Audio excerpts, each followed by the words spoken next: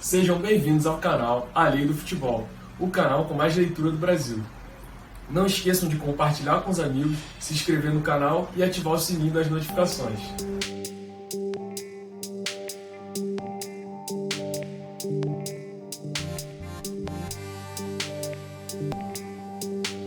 Fala galera da Lei do Futebol, sejam bem-vindos para mais um podcast. E hoje nós estamos aqui com a participação de Frederico, por favor, dê as honras. Fala aí, rapaziada.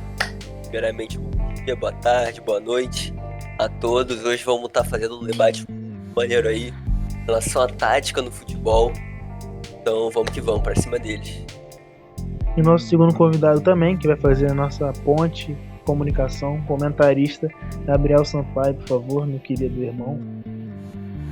Fala galera, que saudade que eu tava disso aqui. Muito tempo sem bater um papo com vocês, falar sobre futebol que a gente gosta muito. E é isso, feliz em voltar, vamos que vamos, tocar mais um podcast. Espero que agregue bastante aí pra galera que tá ouvindo a gente. Então hoje o nosso tema vai, como o Fred já abordou, é para falar um pouco sobre das táticas do futebol. E para falar da importância tática, se tem tanta importância, se não tem.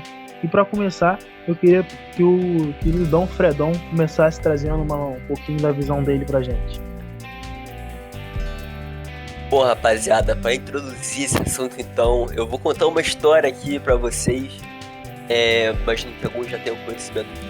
Para falar a verdade, não tem muito a ver com táticas em si, para falar, não tem nem a ver com futebol, mas acho que eu gostaria muito de trazer essa visão aqui para a gente poder abordar todo esse conceito da tática, principalmente a tática contemporânea, beleza? Cara, então eu vou ligar a máquina do tempo aqui e voltar pro ano de 2001, para ser mais preciso, nos Estados Unidos. Cara, então, o que aconteceu nos Estados Unidos em 2001? No beisebol, uma das equipes mais aclamadas da época era uma equipe chamada Oakland Athletics, né? A equipe do Oakland Athletics teve uma temporada incrível, né, em 2001, totalizando 102 vitórias e 60 derrotas. Para quem não conhece muito bem de beisebol, eu também não conheço, fui fazer pesquisa aqui e descobri. Esse é um resultado muito bom, é um recorde muito bom. Eles ficaram na segunda colocação na divisão deles, né? Então, assim, foi um resultado bem expressivo. Porém, nos playoffs, né, no mata-mata, eles não conseguiram ter um resultado muito bom, o que fez com que a equipe acabou fracassando na temporada, porque eles não conseguiram chegar nas finais, né, vamos dizer assim. Sendo que tem um problema. A equipe do Oakland Raiders é uma equipe que não tem muito dinheiro, né, não é uma equipe de grandes investimentos. Então, quando aquela temporada de sucesso acabou, eles não tiveram como segurar os principais jogadores, né, que se destacaram naquela temporada. Então, basicamente, eles perderam, né, nesse entre temporadas, nessa pré-temporada pro ano seguinte, né, pro ano de 2002, eles perderam 3 jogadores fundamentais, né, que fizeram o próprio nome, né, vamos dizer assim, nessa temporada. Vou até falar aqui o nome desses jogadores. Foi o Jason Giambi, Johnny Damon e o Jason Isringhausen, nome bem complicado, mas foram jogadores que acabaram saindo do time. E, assim, o time ficou numa situação meio complicada, né? Porque eles não tinham dinheiro para contratar jogadores da mesma altura, porque, como eu falei, era um time que tinha uma capacidade financeira muito menor do que os principais times da liga, mas era um time que, evidentemente, queria continuar sendo competitivo. Essa parada de não ter dinheiro, eu tô bem ligado no meu time já. Você tá ligado, né? Pois é. E ela vai ter, assim, uma importância muito grande já. Eu vou te explicar por quê.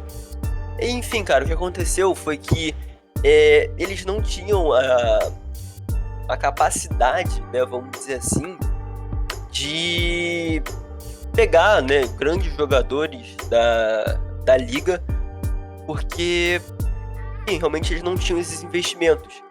Então, o General Manager, né, que é tipo o cara que coordena as transações do time, né, ele não é exatamente o técnico, né, ele é o cara que vai decidir as trocas, que vai decidir a montagem do elenco. cara chamado, né, ele era chamado Billy Bane, ele é chamado Billy Bane, por sinal, até hoje ele tá no time.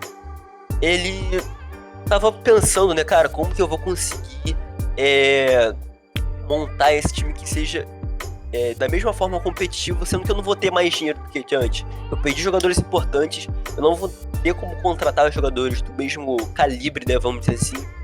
E eu vou ter que atender as expectativas, tá ligado? Da diretoria, da torcida. O que eu vou fazer, né, pra conseguir fazer esse milagre, né, vamos dizer assim. Essa era a questão que o Billy Bane tinha na cabeça dele. Cara, realmente foi um negócio muito complicado. O que aconteceu, né, e meio que foi uma lanterninha, né, na cabeça do Billy Bane.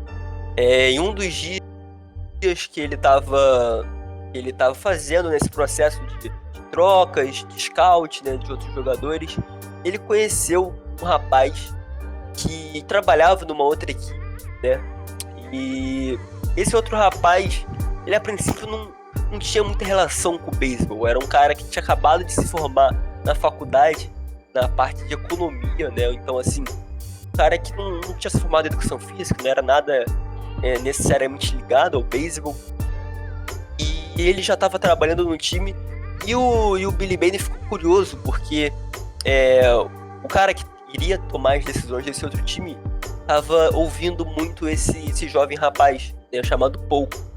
E aí ele ficou curioso, cara, por que ele tá ouvindo o Paul? Um cara que nem tem pinta de que entende de beisebol, é um cara que a princípio ele não sabia dessa formação de economia dele, mas ele ficou muito curioso e ele foi conversar com o Paul, né? Foi tipo, questionar mesmo, cara, quem é você, tá ligado? O que o cara tava te ouvindo? Eu nunca te vi, não sei quem é seu nome, não sei quem é você. E aí o Paul falou, cara, eu sou formado em economia e tal. Mas aí eles acabaram se aproximando, né, vamos dizer assim. E o Paul acabou mostrando pra ele que o conhecimento que ele tinha do jogo, as opiniões que ele tinha, eram estritamente ligadas aos dados, né, aos números que ele obtinha, que ele criava através da análise dos jogos, né.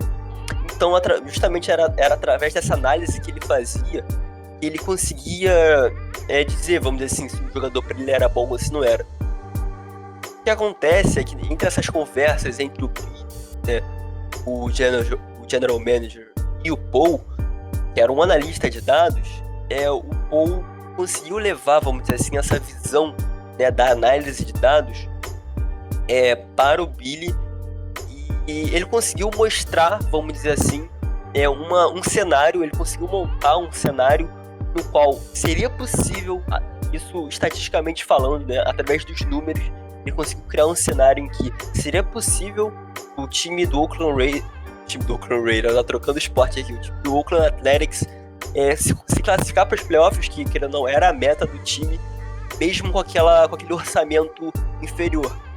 E aquilo seria possível, assim, totalmente baseado em números, sabe? Baseado na contratação de certos jogadores, que seria possível, né, justamente porque eram jogadores que apresentavam números ok, mas que carregavam certos estigmas que faziam com que as pessoas desvalorizassem eles. Por exemplo, um jogador que andava meio estranho, então um jogador que tinha um arremesso um pouco heterodoxo, enfim, coisas do tipo.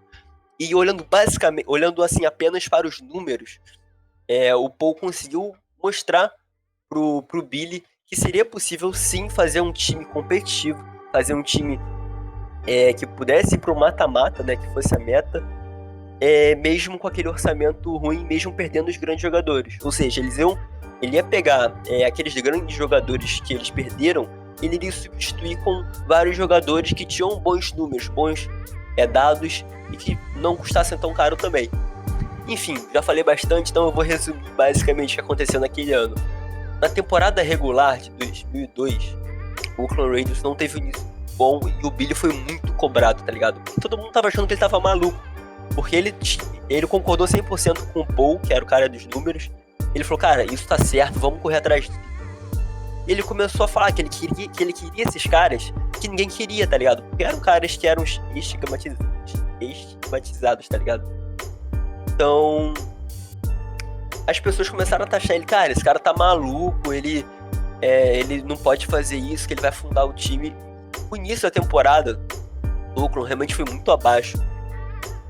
Isso foi um momento, né, bem complicado, porque ele foi colocado à prova, né, se ele realmente acreditava naquilo que ele estava fazendo, né, se ele realmente achava que essa ideia dos números realmente era concreta, vamos dizer assim, porque a princípio Paul também nunca tinha trabalhado de forma concreta com esses números, era algo que ele estudava, que ele ajudava, mas nenhum time foi moldado através dos números como estava sendo aquele time, e a princípio os resultados não estavam sendo tão bons.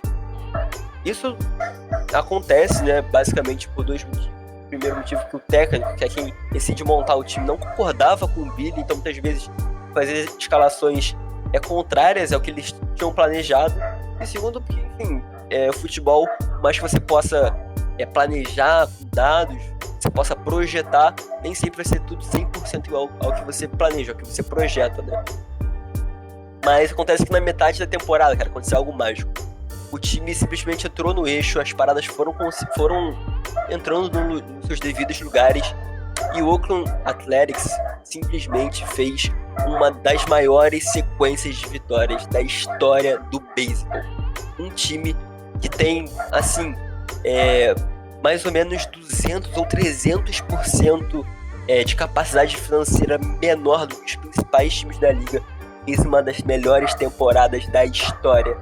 E, cara, assim, isso é algo que realmente explodia a cabeça, porque os outros times que tinham um orçamento muito, muito maior, às vezes 3, 4 vezes maiores, simplesmente não conseguiam vencer esse time. Tava cheio de jogadores que eram, assim, verdadeiros pontos de interrogação. E aquele time simplesmente funcionava. Eles chegaram à incrível marca de 20 vitórias consecutivas na temporada regular. Empatado, se não me engano, com o maior número. Então é um recorde empatado, ultrapassando times que ficaram marcados na história da liga serem times muito bons. E nessa temporada, né, de 2012, eles tiveram um recorde de 103 vitórias e 59 derrotas. Exatamente uma vitória a mais do que na temporada passada, né? E aí, enfim, por que eu tô falando disso? Basicamente, o resultado, o impacto que essa temporada deles teve no mundo do beisebol, cara, foi simplesmente surreal. Porque por mais que eles não tivessem sucesso na pós-temporada também, eles acabaram perdendo, acho que a primeira ou a segunda série que eles iriam jogar, então eles nem chegaram nas finais. Apesar desse fracasso, o peso que essa temporada regular teve, gente, foi muito grande. A ponto de, na próxima temporada, todos os times, toda a liga teve que repensar a forma de você fazer o beisebol. Todo mundo passou a reparar mais nos números, passou a dar mais valor a todas as estatísticas que o time e o Paul estavam propondo, estavam dizendo que era importante. Tanto é que um dos times que logo começaram e logo se proporam, né, a ter esse estilo de pensamento, conseguiu vencer a MLB, né, a MLB, só 2 temporadas depois, né, assim, terminando uma seca de quase 100 anos.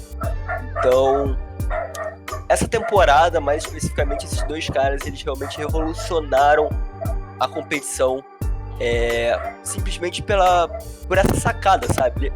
Obviamente foi algo genial, mas não é como se fosse algo por debaixo dos panos que é muito difícil de alguém ver. Eles acreditaram nos números, sabe? Algo que pra gente pode parecer banal, mas que realmente foi uma sacada incrível.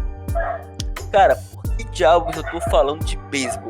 Porra, tá ligado? Virou a lei do beisebol? Não virou, relaxa, tá no podcast certo. Lei do futebol. E agora que eu vou fazer essa ponte. Basicamente o que eu falei até agora foi pra dar a devida importância dos números, dos dados no beisebol, mas se a gente for olhar, esses dados eles também podem ser aplicados em vários outros esportes. NBA, né, que no caso é o basquete, as principais ligas de futebol, futebol americano também, vôlei, enfim, qualquer esporte, você vai reparar que dá pra você quantificar, dá pra você fazer um conjunto de estatísticas que vai determinar, vamos dizer assim, quão bom é um time, quão bom é um jogador, quais as probabilidades de um gol sair, de um certo jogador fazer a cesta. Evidentemente, com a evolução, né, do estudo da estatística, com as ciências numéricas, com a evolução dos computadores também, que favoreceu muito esse evento, que começou aí mais ou menos em 2002, 2003, no beisebol, começou a se espalhar pelas entranhas do mundo dos esportes. Cada vez mais a gente tem exemplos de times, de ligas que usam esses números como base para a formulação dos seus próprios times. E aí eu já vou dar um exemplo que provavelmente é o mais claro e atual no mundo do futebol, que é o caso do Liverpool. O Liverpool tem um sujeito lá dentro que ele tem uma importância assim, extremamente grande pelo resultado que o Liverpool está tendo. Evidentemente, quando a gente fala de sucesso, a gente pensa logo nos caras que participam ali, né? Que bota a mão na massa, no jogador, no técnico. Mas tem um cara especial no Liverpool que trabalha por dentro, né? Lá no computador, chamado Ian Graham. O Ian Graham, que por sinal foi um dos caras que, como assim, deu aval pro Klopp para ele poder vir para a Alemanha, para a Inglaterra, perdão, quando o Klopp estava meio subestimado, quando o Klopp estava em baixa. Ele é um cara, né, dos bastidores que trabalha justamente como chefe do departamento da análise de dados do Liverpool. Né? Ele é tipo diretor desse tipo de pesquisa. Esse cara, né, ele lidera, vamos dizer assim, futebol, e ele consegue levar os estudos que ele tem, vem de fora do futebol, os estudos analíticos de fora do futebol para dentro do futebol, né? Então ele utiliza essas tecnologias da ciência dos dados justamente no esporte que ele está trabalhando. Então ele conseguiu cada vez mais, com esses utensílios, vamos dizer assim, prever quais jogadores têm mais chances de roubar uma bola, né? Quais as chances de um time fazer gol nos próximos 20 segundos. Ele começou a ter esses dados, e com esses dados o time do Liverpool foi melhorando cada vez mais e foi contratando jogadores cada vez mais certeiros. Isso é palpável, tanto é que as contratações que o Liverpool fez nos últimos anos foram contratações muito certeiras, foram jogadores que apresentaram um futebol muito bom. Isso não é à toa, né? O Salah, o Firmino, o Mané, o Alisson, Van Dijk, cara, olha só quantos jogadores que não eram jogadores estrelas, que não eram jogadores dos melhores times do mundo, mas que no Liverpool eles se tornaram esses jogadores. Tem estrita relação com essa análise de dados que eu tô falando. E aí, cara, tem a minha conclusão final, que é essa análise de dados, querendo ou não, ela, no final das contas, acaba tendo uma relação intrínseca com a tática. Porque a tática, principalmente no futebol, né, que, enfim, é o que a gente está debatendo aqui, é o que esse podcast foi feito para fazer, a tática, ela acaba tendo uma relação muito grande com os dados, porque os dados, eles determinam quais são as melhores táticas, quais são as táticas que têm as melhores probabilidades de se vencer, de tomar menos gols, né, quais são as táticas que a gente vai conseguir ter uma abordagem melhor contra determinado adversário. Então, ao meu ver, contemporaneamente falando, essa questão analítica, né, dos números se tornou extremamente importante, e aí não falando do futebol especificamente, porque não só na montagem do elenco, mas também no scout, né, na observação dos jogadores, é muito importante você ter o conhecimento, você ter o estudo de todas essas estatísticas, e assim você vai conseguir montar o seu melhor time possível e fazer as melhores contratações e, evidentemente, poder sempre evoluir a sua tática, né, vamos dizer assim. Porque é complicado a gente debater assim, cara, qual é a melhor tática do futebol? Pô, eu posso pensar em uma determinada tática, o Lucas pode falar, não, cara, eu discordo disso aí, prefiro a outra tática. É comum a gente debater aqui e haver discordâncias entre as opiniões. Mas, cara, quando a gente fala dos números números simplesmente não mentem, tá ligado? É claro que as previsões às vezes podem ter pequenos erros, mas os números são muito mais certeiros de que vai acontecer de certo, do que vai acontecer de errado, né? Em relação à previsão. Então, por mais que eu, por exemplo, sei lá, não goste de um futebol defensivo, se os números falam que o futebol defensivo tem uma melhor perspectiva de vitória no campeonato de pontos corridos, cara, se eu fosse o técnico, eu ia adotar um tipo de tática defensiva, entendeu? Então, enfim, falei um pouquinho de tática no final das contas, mas acho que isso é um ponto extremamente importante, não só no futebol, acho que no mundo do esporte, no mundo como um todo em geral, mas eu acho que quando a gente fala de futebol, a gente tem que falar de dados, que realmente cada vez mais está sendo um elemento extremamente importante, né, na conjuntura dos times. Então, Lucas, fala aí o que você acha. Meu amigo, essa introdução aí eu perdi um segundo, acho que eu fiquei extremamente focado em entender todo esse lado que você falou das estatísticas. Para mim é de suma importância entender isso. Eu já tinha um pouco dessa noção, mas você trouxe uma informação muito mais apurada, uma história muito mais detalhada, e você tocou num ponto que eu queria falar. Tática, muitas vezes para as pessoas, como é que elas pensam tática? Elas pensam, principalmente no conhecimento geral, sei lá, vamos falar só do Brasil, pensam que tática está associada ao futebol muito ofensivo, quando na verdade existem diversas táticas. Então, eu queria até que o Gabriel pudesse complementar isso, talvez, de algum jeito, porque isso está muito entranhado no pensamento, principalmente do futebol brasileiro, que tem que ser um futebol ofensivo, que o DNA brasileiro é desse jeito, e eu discordo profundamente disso. Eu acho que tática é um conjunto de estratégias, um conjunto de movimentos e com destaques físicos para a gente também saber das principais características dos jogadores que possam levar a um determinado resultado, a vitória, enfim. Gabriel, você pode dar um pouquinho pra gente do que você trouxe sobre tática e como que você pensa que é isso? Bom, primeiro queria dar os parabéns aí ao Fred, que trouxe um excelentíssimo conteúdo aí falando sobre a análise de dados e toda a importância para a formulação de tática, probabilidade na escalação dos times.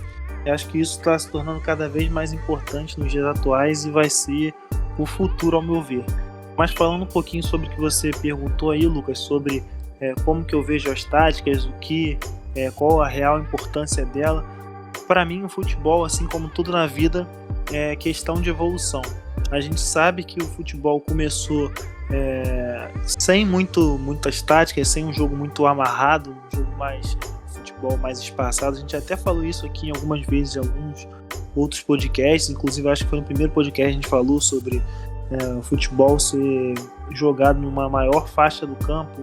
Então você viu os times muito espaçados, muitos buracos, digamos assim, no meio de campo, o jogador carregar mais a bola. E no Brasil como um todo, cara, a gente já tem enraizado que a gente sabe jogar um futebol mais arrojado, um futebol mais de drible, e a gente acaba não pensando muito no coletivo. E a tática, ela se baseia muito nessa questão do coletivo, da coletividade, do time jogar nos blocos, né, digamos assim. Ao meu ver, teve até uma reportagem recentemente que falou sobre a declaração do Luxemburgo, não sei se vocês ouviram, ele falando que o futebol as táticas não são tão importantes, mas ao meu ver, cara, as individualidades é que não são o ponto-chave no futebol. Ao meu ver, o coletivo, as táticas, a maneira como o grupo se comporta, como se defende, como ataca, como faz algum tipo de jogada, uma jogada lateral, essas táticas fundamentadas, bem trabalhadas, escolhidas pelo técnico e gravadas, assim, levadas no sangue pelos jogadores, isso aí faz total diferença nos jogos, muito mais do que a qualidade individual. Para mim, a individualidade, ela é um plus, tá ligado? Tipo um plus. Você pode ter um time com vários jogadores craques, mas que o time não seja tão bom coletivamente, não ganhe tantas partidas. E aí a gente acaba vendo muito isso aqui no futebol brasileiro também. Os times, na verdade, os dirigentes acabam contratando muitos jogadores mais pelo nome do que pela importância tática que ele pode trazer à equipe. Então já deixo uma pergunta aqui para vocês.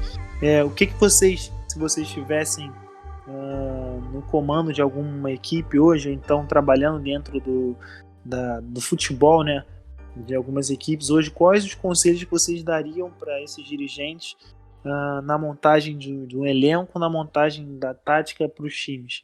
Sei que o Fred já falou aí bastante sobre os dados, mas algumas outras dicas que pudessem abrir os olhos desses dirigentes e mostrar que as táticas são fundamentais nos dias de hoje.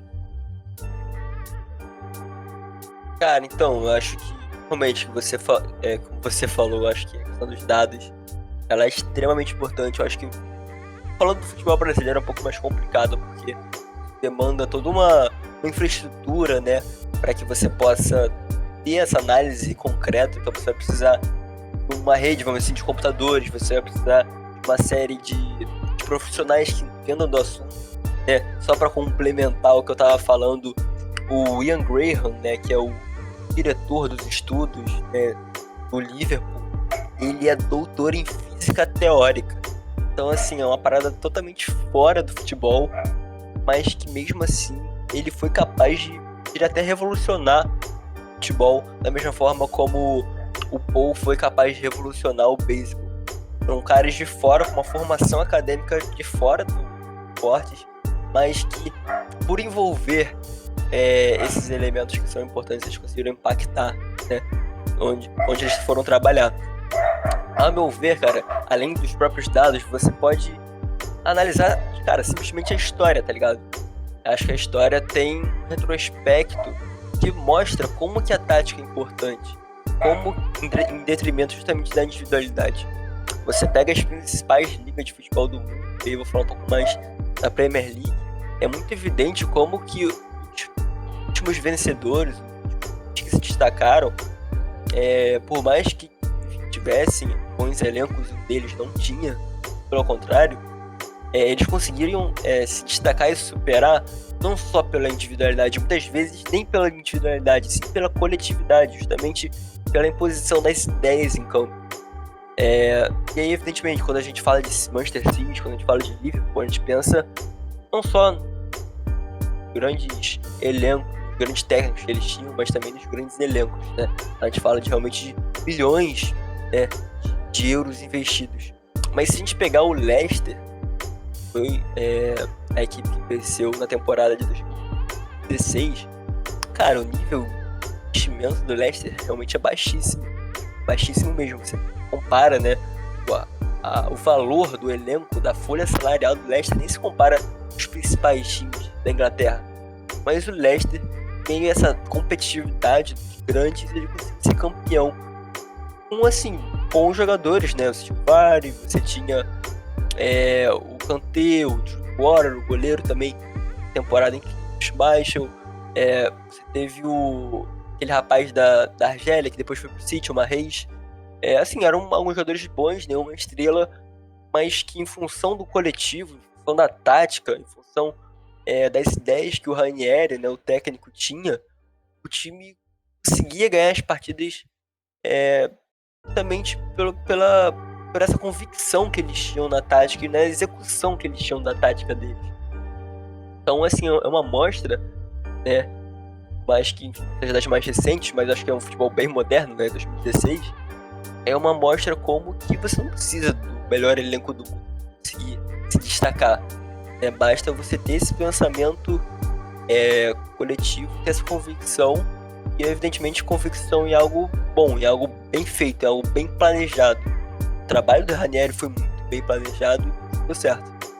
Então, enfim, basicamente é isso. Cara, rapidinho, Jamba, antes de você falar aí, eu só tenho uma pergunta aqui meio polêmica que eu quero fazer para vocês. Quais dos dois times que eu vou falar agora vocês acham que venceriam uma partida, tipo... vou dar um exemplo para vocês, para ver se vocês entendem legal. A seleção brasileira campeã de 70, todo mundo ali no auge, na flor da idade, jogando contra o atual Manchester City, que jogou hoje contra o Leeds United, aí teve até gol do Sterling. qual dos dois times vocês acham que numa partida de 90 minutos se daria melhor? Valendo, totalmente aleatório, quero saber se a opinião de vocês. Cara, então, eu vou fazer um breve comentário, já falei muito nesse podcast até agora, mas eu queria só fazer um comentário rápido, que é o seguinte: na minha visão, eu acho que o futebol, ele não é que ele trabalha, né, mas ele existe de uma forma linear. O futebol está em constante mudança, em constante evolução. Evidentemente, quando a gente faz um recorte de tempo, a gente vai encontrar alguns times, algumas seleções que fogem um pouco da curva. Mas eu acho um pouco complicado fazer essa comparação, porque a gente está falando de um recorte muito amplo do futebol. A gente está falando de 1970, e a gente está falando de 2020, uma época atual. Se eu não estou falando em matemática, são 50 anos, né? E cara, a cada ano desses 50 anos, o que teve de mudança, regra, em forma de pensar, em forma de jogar futebol, é muita coisa. Pra mim, é muito evidente que o time do Liverpool, o conhecimento que o Liverpool tem sobre futebol, ele é maior, justamente porque é um futebol mais evoluído, é um futebol mais avançado, é um futebol que teve mais tempo para isso.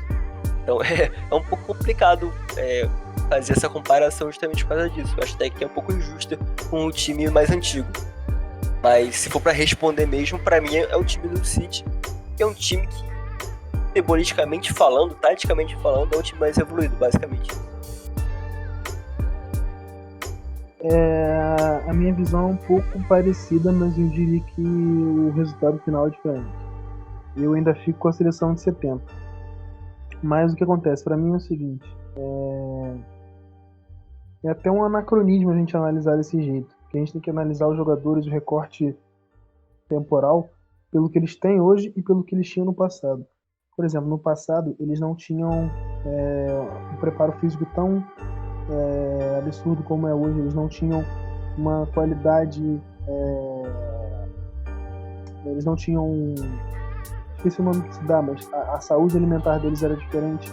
Todo o modo de vida, o modo operante do futebol era diferente. Então é meio que até um anacronismo a gente pegar isso. Que nem o nego fala, o Messi é melhor que o Pelé. Eu acho um absurdo você falar isso, porque hoje o Messi tem um preparador físico, tem um psicólogo, viaja de jatinho, enquanto a bola é bem mais leve, tem a melhor chuteira, muito mais... ele tem diversas... também a qualidade técnica, o conhecimento de futebol é diferente, é mais atualizado, mas incorpora uma série de aprendizados que aconteceram no passado, enquanto que o Pelé tinha diversos problemas. Por exemplo, a chuteira era mais pesada, a bola era mais pesada, as viagens eram mais longas, mais cansativas. Você tem diversas questões aí que tem que ser analisadas. Mas eu continuaria com a equipe de 70 porque eu acho que no papel, se os jogadores de 70 conseguirem ser transportados para a atualidade, eles teriam a qualidade técnica ainda mais refinada, mais apurada. E futebol para mim é isso, né? A gente saber aproveitar, quer dizer, futebol não, tática para mim é isso. Saber aproveitar as qualidades técnicas e as habilidades do jogador para a melhor posição que ele pode ter. Porque às vezes o conhecimento geral do futebol, ele não leva muito em consideração a função do jogador no campo. Isso até é uma coisa que eu queria falar para vocês. Porque muito do torcedor mais geral, o torcedor mais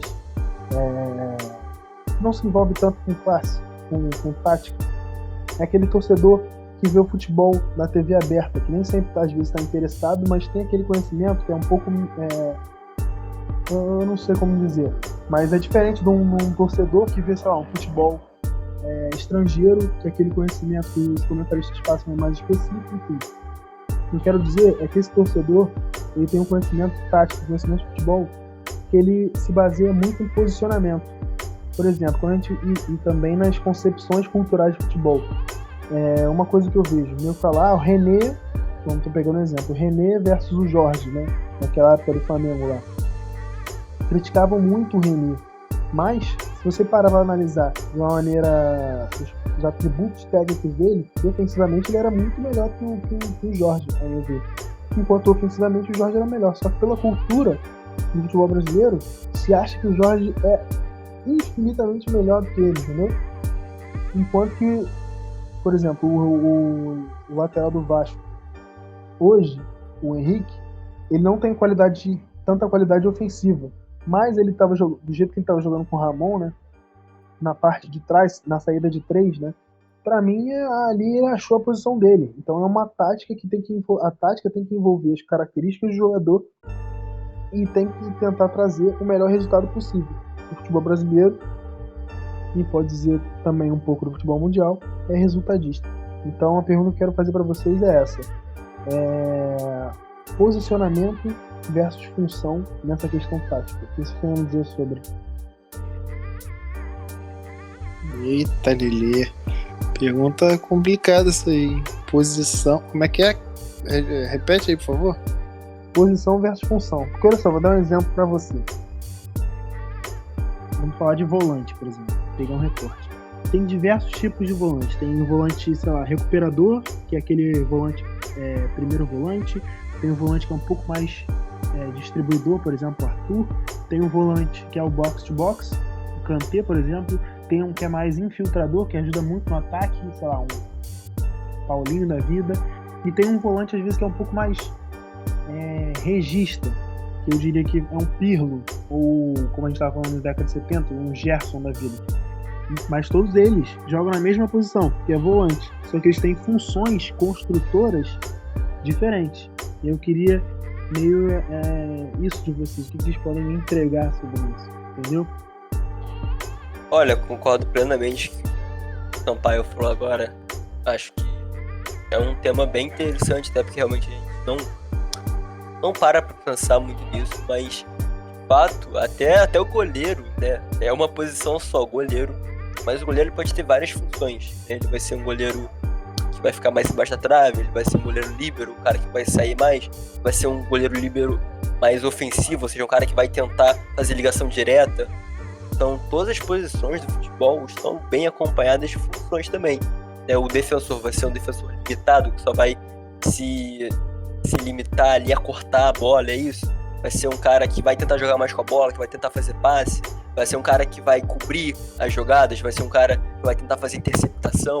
Enfim, posso ficar aqui a tarde toda falando sobre isso, mas taticamente falando isso é muito importante. Por exemplo, quando você tem um time que gosta de pressionar alto, você precisa de jogadores que tenham funções adequadas para isso.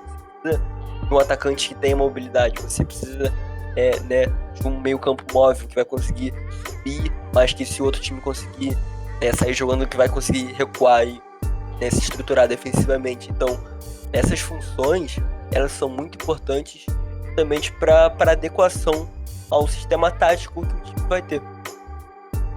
Exatamente isso aí, Fredão, que eu ia pontuar aqui. Cara, essa questão de posição versus função, eu acho que varia muito e depende muito do estilo que o técnico implementa no time, o estilo que a equipe joga, entendeu? Então, por exemplo, eu vou dar aqui, o Flamengo de 2019, que era aquele Flamengo bastante ofensivo do Jesus. Para jogar contra aquele Flamengo ali, ou você tinha que impor seu jogo também e se arriscar bastante, tentar furar os bloqueios e fazer lançamentos e tentar impor e jogar o Flamengo para o campo de defesa, ou então você vinha numa outra estratégia, numa estratégia mais segura, vindo com um time jogando um pouco mais fechado, buscando mais o contra-ataque e tentando forçar a bola longa para poder pegar a zaga do Flamengo, pegar a zaga do Flamengo ali no contra-ataque, por exemplo, mais exposta. E aí varia muito. Por exemplo, se você quiser botar para jogar contra o Flamengo para cima, você poderia botar um volante mais armador, né, digamos assim. Mas se você quiser jogar uma estratégia mais defensiva, você bota um volante mais xerife ali, um volante mais para destruidor de jogadas, digamos assim. Então varia bastante de acordo com o que você espera e de acordo com o que você propõe de tática para a partida. Mas aproveitando aqui, eu queria fazer uma pergunta para vocês sobre os técnicos que a gente já tem no Brasil. Acho que a gente já até falou isso no outro podcast, mas dos técnicos que a gente tem atualmente, quais são aqueles que vocês, vamos falar assim, tipo, 3 técnicos que a gente considera os que melhor passam, né, a tática para os jogadores, os que melhor fomentam esse tipo de construção da equipe. Quais que vocês acham que são os 3 melhores, assim? Vamos botar um top 3 aqui. Eu colocaria Thiago Nunes em terceiro, apesar do que aconteceu no Corinthians. Eu acho que foi uma coisa também muito de bastidor, não uma coisa exatamente. Em segundo lugar, eu vou colocar o Dorival Júnior. Eu acho que é um treinador que se reciclou muito e tem bastante conhecimento tático, sabe passar com os jogadores, tem uma leitura disso. E vou colocar em primeiro. Primeiro é mais complicado, né? Eu não vejo alguém tão pontando tanto. Pô, tem Kudê, tem o Diniz, tem o Renato Gaúcho, tem, sei lá, o Daí Helman, Luxemburgo, Ramonismo, tem o Sampaoli. Que tá treinando no Brasil, então o Sampaoli. Sampaoli, não tem como. A qualidade dos times dele, mesmo com elencos às vezes menos, com elencos mais enxutos, é muito boa. Fala aí, Fred. E aí depois a gente já se encaminha pros finalmente. Cara, então, complicado falar sobre isso daí, até porque eu acho que a gente não tem uma amostra muito grande, né? Os treinadores ficam muito pouco tempo nos cargos, eles mudam muito de time, então é mais difícil julgar o trabalho deles justamente por causa disso, né? Você não tem um espectro muito grande trabalho que você possa falar, não, esse cara aqui fez esse grande trabalho, porque raramente eles conseguem ter bastante tempo atuando nos times. Enfim, cara, eu vou fazer meu top 3 aqui. Eu acho que o meu terceiro colocado vai ser o Kudê, mas que a gente tenha visto muito pouco dele, na minha visão. O pouco que ele mostrou já foi muito interessante, né? No podcast passado a gente falou muito sobre os técnicos, como os técnicos brasileiros atualmente estão se sobressaindo no futebol brasileiro, por causa dessa, talvez até pobreza, né, dos técnicos nacionais. Então eu realmente vejo que aqui nessa lista está fazendo um trabalho muito maneiro pelo Inter. Na terceira colocação, segundo e primeiro, cara, eu tenho de falar. Eu vou colocar em segundo o Sampaoli, porque em comparação com o Kudê, acho que ele já teve mais tempo para mostrar o que ele pode fazer e já mostrou mais, né, com esse elenco limitado do Santos no ano passado. Ele chegou em segundo colocado, fez uma temporada, ele é brilhante, mas foi muito boa. Nessa temporada ele realmente vai se mantendo como um técnico de topo, técnico principal. Então eu realmente acho que o Sampaoli merece essa lista. E o número 1, mas que atualmente ele não esteja comandando nenhum time brasileiro, acho que ele tem um retrospecto muito vencedor aqui no Brasil, mas que onde ele está agora ele ainda não venceu seu principal objetivo. Eu acho que vale sim isso, né? Ele que é o Tite.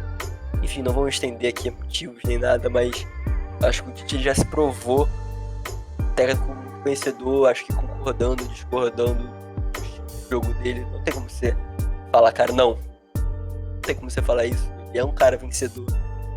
Eu acho que por mais que ele não tenha atingido as expectativas, por mais que ele não tenha conquistado, levado a seleção brasileira ao principal patamar, vamos dizer assim, eu acho que isso ainda é tangível a ele. Então eu realmente acho que ele é um cara muito rico, né, nesse sentido todo, por isso que vai no meu top 1 aqui. Maravilha, maravilha. Eu vou ficar aqui com o futebol brasileiro atualmente, se eu falar futebol brasileiro, Diniz, Kudê e Sampaoli. Por mais que o Diniz não esteja tão bem no momento atual, acho que a torcida de São Paulo não gosta muito dele, ele consegue extrair muito bem o futebol, ele consegue explorar muito a tática nas equipes. E já vi várias declarações de vários jogadores falando que ele é o treinador que deu mais trabalho, que ele já, tipo assim, esse é o treinador que eu mais trabalhei, mais joguei, mais performei na carreira. E eu acho que isso é importante, porque ele consegue agregar bastante a tática para esses jogadores, mas ele ainda tem alguns problemas aí. Por exemplo, as equipes deles não conseguem, criam muito, mas não conseguem acertar tanto o alvo, não conseguem fazer muitos gols, ganhar. Por exemplo, no Fluminense ele perdia vários jogos, jogava um futebol maravilhoso, mas acabava perdendo, então isso não era tão bom, mas a tática dele era sensacional. O time jogava muito, jogava um futebol bonito, jogava um futebol para frente, que o torcedor gosta de ver. Mas enfim, tem o Kudê, que eu já falei, que está se provando no Inter ainda, um excelentíssimo técnico. O Inter está jogando muito, acho que inclusive ele ainda precisa melhorar um pouco, precisa ganhar do Grêmio, e aí ele vai conseguir mostrar que essa equipe do Inter tem grande potencial, e acredito que ele vai trazer, vai explorar bastante ainda a tática dentro desse elenco, que pode trazer até o Campeonato Brasileiro. Só eu acho que não ganha do Sampaoli, que é um excelentíssimo técnico, já se provou no Santos, já treinou, acho que o Chile, né? Ou foi a Argentina, não lembro agora, acho que foi a seleção do Chile, até na Copa do Mundo. Então é um treinador que conhece bastante, vira e mexe no time todas as partidas, troca de jogador, muda o esquema tático, fala, nunca está satisfeito, faz substituição com, sei lá, 20 minutos do primeiro tempo. Quando não está satisfeito, ele troca e vai mostrando que ele tem total controle do time nas mãos, total controle da tática. Os times dele jogam muito para cima, são times que fazem muitos gols. Então eu acho que ele está se provando como o melhor técnico no Brasil atualmente. Mas também tô meio assim ainda dando um respaldo pro técnico que chegou do Flamengo agora, que eu acho que ele ainda tem um grande potencial, mas ainda não se mostrou tão competente ainda. Eu gostava também do Diniz no Vasco, acho que foi meio precipitado essa saída dele. Mas enfim, tem até o Renato Gaúcho também, por mais que muitos não gostem dele, ele já se provou como um excelentíssimo técnico. A equipe do Grêmio, quando joga na Libertadores, você sabe que o Grêmio vai jogar um futebol ofensivo, vai jogar um futebol para ganhar. Então eu acho que a gente está evoluindo nessa questão tática aqui no Brasil, mas esse aí é meu top 3. Mas considerações finais aí, Lucas, e aí a gente encerra aqui. Para mim, então, né, partindo para as considerações finais, é sempre um prazer estar falando disso. E eu acho que a gente vai ter que abrir para um parte 2, que ainda tem bastante coisa para falar. E é isso. Muito obrigado pela participação, né? E a gente falar disso é um assunto que eu gosto muito. E é isso. Vamos embora para a parte 2. É isso aí, molecada. Realmente a gente falou bastante coisa, mas ainda há muito a ter falado. É realmente um debate que não só é importante, né, mas é muito bom de se ter. Ainda mais com pessoas tão gabaritadas quanto os irmãos Sampaio. Tamo junto. Vamos que já a gente bola esse parte 2 aí. Valeu. É sempre um prazer estar falando com vocês. Duas feras aí do futebol, sabem muito, só aprendam. Todo podcast é um aprendizado aqui. Hoje a gente viu aí com o Fredão, aprendendo de história, aprendendo de tática, até de dados, até de física o Fredão falou aí pra gente hoje. Então essas duas feras aí, Lucas Sampaio também, monstro, sabe falar de tudo. Se você perguntar pra ele é igual aquele da Fox Sports, como é que é o nome dele? PVC, o cara sabe até o título de 1929 da seleção, sabe tudo. Mas valeu aí, rapaziada, tamo junto, até a próxima. Acho que tem muitas coisas para trazer ainda, por exemplo, quão importante é a tática, até onde o individualismo é melhor. Enfim, tem várias premissas aí, vários jargões também que a gente debater. Mas enfim, muito obrigado a todo mundo que ficou até aqui. Até a próxima, valeu, tamo junto. A lei do futebol.